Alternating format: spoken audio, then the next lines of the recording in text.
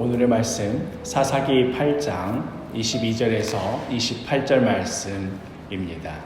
그때에 이스라엘 사람들이 기드온에게 이르되 당신이 우리를 미디안의 손에서 구원하셨으니 당신과 당신의 아들과 당신의 손자가 우리를 다스리소서. 내가 너희를 다스리지 아니하겠고 나의 아들도 너희를 다스리지 아니할 것이요 여호와께서 너희를 다스리시리라. 내가 너희에게 요청할 일이 있으니 너희는 각기 탈취한 귀고리를 내게 줄지니라. 이는 그들이 이스마엘 사람들이므로 금 귀고리가 있었습니다. 무리가 대답하되 우리가 즐거이 드리리이다 하고 겉옷을 펴고 각기 탈취한 귀고리를 그 가운데에 던지니 기드온이 요청한 금 귀고리의 무게가 금 1700세겔이요 그 외에 또 조승달 장식들과 폐물과 미디안 왕들이 입었던 자색 의복과 또 그 외에 그들의 낙타목에 둘렀던 사슬이 있었더라. 기드온이 그 금으로 에봇 하나를 만들어 자기의 성읍 오브라에 두었더니 온 이스라엘이 그것을 음란하게 위함으로 그것이 기드온과 그의 집의 올무가 되니라. 미디안이 이스라엘 자손 앞에 복종하여 다시는 그 머리를 들지 못하였으므로 기드온이 사는 40년 동안 그 땅이 평온하였더라. 오늘은 큐티 다이어리에 있는 질문들을 따라가면서 진행하겠습니다. 첫 번째 질문, 이스라엘 사람들은 기드온에게 무엇을 요청하였습니까? 22절 말씀을 보니 그때에 이스라엘 사람들이 기드온에게 이르되 당신이 우리를 미디안의 손에서 구원하셨으니 당신과 당신의 아들과 당신의 손자가 우리를 다스리소서 하는지라. 전쟁에서 극적인 승리를 이룬 후에 이스라엘 백성들은 정말 감격에 젖었습니다. 이젠 더 이상 이 미디안으로부터 핍박받지 않고 살아도 되었기 때문이지요. 어린 자녀가 배고프다며 울먹이는 그 소리를 더 이상 듣지 않아도 됩니다. 이젠 더 이상 시집갈 나이가 다 된 딸이 시꺼먼 놈들에게 끌려갈까 그렇게 걱정하지 않아도 됩니다. 열심히 농사 지은 대로 넉넉하게 양식을 모아서 한 식구 모여서 배부르게 먹을 수 있었습니다. 그동안 그토록 바랐던 것이 그렇게 거창한 것이 아니었건만 미디안이 얼마나 극심하게 괴롭혔든지 그 작은 것 하나 제대로 누려보질 못하며 살아왔습니다.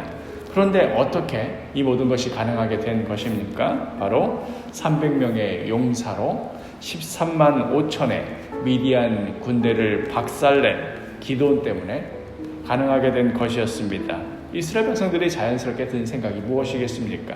앞으로도 기드온 집안에서 자자손손 왕들이 나와 주어서 계속해서 우리들을 지켜주기만 한다면, 그렇다면 이제 앞으로도 다른 나라의 침략을 받지 않고 평화롭게 안전하게 살 수 있겠구나. 바로 그런 생각이었지요. 그래서 하는 말입니다.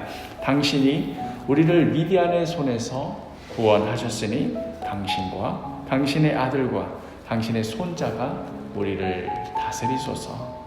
앞으로도 계속 우리를 다스려 달라는 것이지요. 그리하여서 계속해서 우리들을 지켜달라는 말입니다.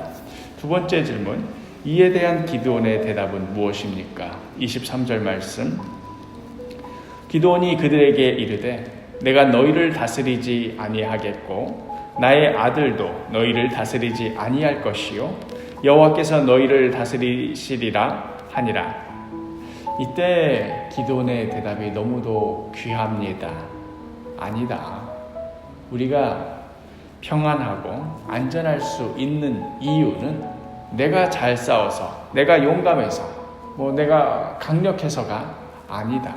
바로 하나님께서 우리를 위해 싸워주셨기 때문에, 우리를 지켜주셨기 때문에, 그래서 저 많은 미디안 군사라 할지라도 무찌르실 수 있었던 것이다. 그러니 내가 다스린다고, 내 자손이 다스린다고 우리가 안전할 수 있는 것이 아니라 오직 하나님께서 다스리셔야만 우리가 진정으로 평안할 수 있는 것이다 하고 대답하는 것이지요.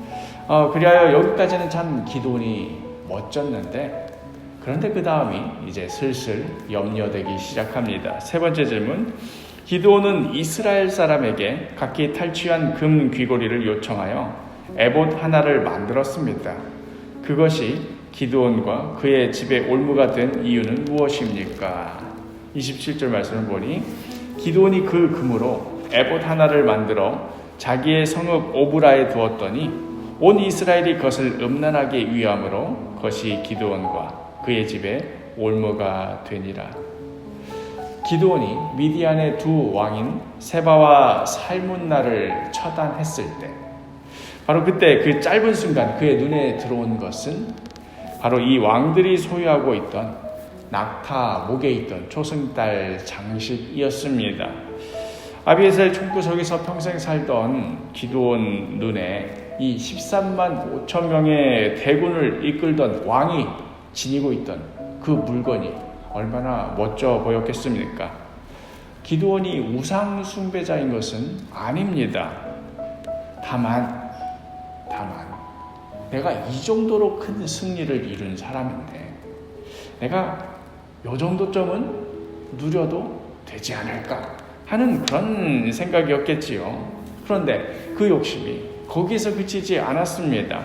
이스라엘 백성들이 왕이 되어달라는 그 요청을 거절한 후에 그 다음에 기드온이 요청한 게 뭡니까? 이제 처음에는 왕의 장식부터 시작했지만 욕심 조금씩 커지는 거지요. 24절에 기드온이 또 그들에게 이르되 내가 너희에게 요청할 일이 있으니 너희는 각기 탈취한 귀고리를 내게 줄지니라 하였으니 이는 그들이 이스마엘 사람들이므로 금 귀고리가 있었음이라.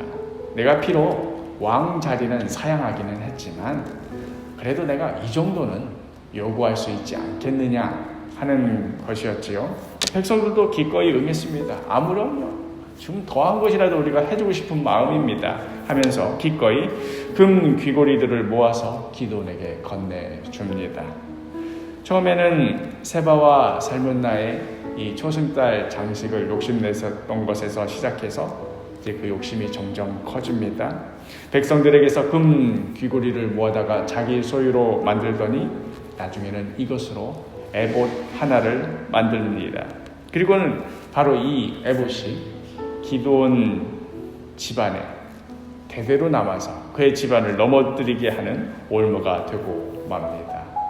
마지막 질문. 기드온은 하나님의 명령대로 행하여 미디안을 물리쳤지만 금으로 에봇을 만들어 스스로 올무가 되게 하였습니다. 나 자신은 어떠합니까? 혹시 나에게도 스스로 올무가 되게 하는 것이 있다면 그것은 무엇입니까? 에봇은 이스라엘 제사장이 입는 옷입니다. 기드온은 전쟁에서 승리하여서 획득한 그 금으로 이 제사장의 옷인 에봇을 만들었습니다.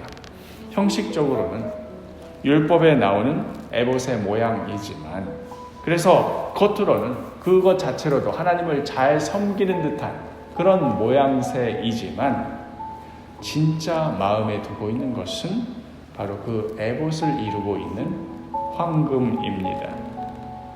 비록 자신이 살던 동네에서 바알과 아세라를 깨끗이 몰아내기는 했지만 이제 그 몰아낸 자리를 이 황금 에봇이 꿰차기 시작합니다. 틀림없이 기드온은 우상 숭배자는 아니었을 겁니다. 그러나 이 에봇으로 인하여서 그 마을 사람들의 마음속에 또 그 자녀들의 마음속에 황금을 사랑하는 마음이, 우상을 사랑하는 마음이 조금씩 싹트기 시작했을 것입니다. 우리도 마찬가지입니다. 우리는 어쩌면 대놓고 하나님을 섬기지 않는 사람 아닙니다. 대놓고 신앙을 떠난 사람도 아닙니다. 여전히 신앙인의 모습을 하고 있고 또 나름대로는 어떤 기독교적인 요소들을 잘 살리며 살고 있습니다. 그러나 진짜로 우리 마음의 중심이 향하고 있는 곳은 어디입니까? 우리의 죄를 정결하게 하기 위하여 제사장이 그 에봇을 입고 하나님께 용서를 구하고 그 긍휼을 구하는 그런 마음입니까? 아니면 그 에봇을 만드느라 사용하였던 그 반짝반짝 빛나는 황금입니까? 우리 마음의 중심이 하나님으로부터 떠나는 순간, 오직 하나님께로부터 오는 그 은혜에서 떠나는 순간 우리는 껍데기 신앙을 붙잡으며 자기 만족적인 삶을 살기 쉽습니다. 오늘 하루 오늘의 이 말씀을 기억하시면서 우리 각자의 삶의 터전에서 신앙인으로 살아가되 우리의 마음의 중심이 오직 하나님께로만 향하여 있는 그런 복된 하루가 되기를 간절히 축복합니다.